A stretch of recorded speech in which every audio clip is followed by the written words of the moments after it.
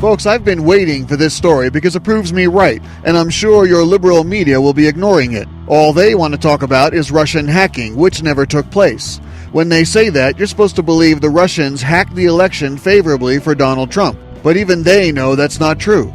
They insist the Russians hacked the DNC and sent the emails to WikiLeaks. WikiLeaks founder Julian Assange has stated the Russians were not the source. I have maintained that there never was any Russian hacking and that it was a DNC insider upset with the treatment Batty Burney was getting from the party. I have also said I believe Seth Rich was the insider.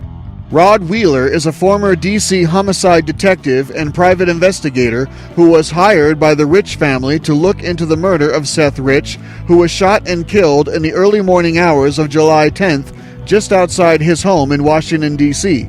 Wheeler says there is evidence of email exchanges between Seth Rich and WikiLeaks and believes Rich provided the DNC emails published by WikiLeaks. Well, according to a federal investigator, Seth Rich was in fact in contact with WikiLeaks through Gavin McFadden, a now deceased investigative reporter who was the director of WikiLeaks at the time.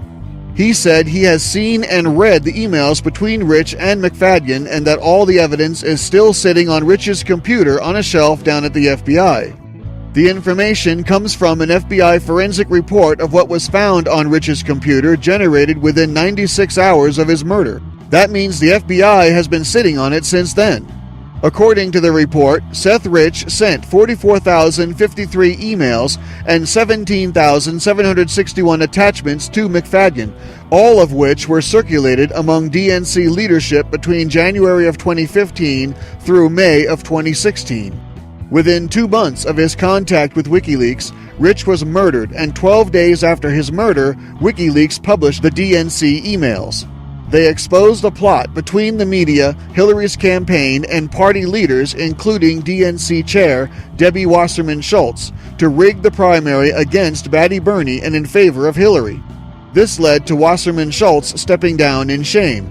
DC's finest has no suspects and no leads on the Seth Rich murder.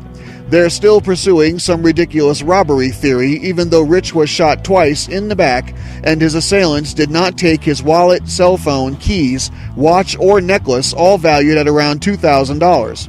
I have a different theory, and it's pretty simple.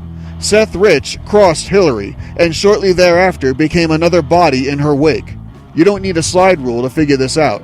Thank you for listening. Don't forget to subscribe and donate at theraywarnershow.com.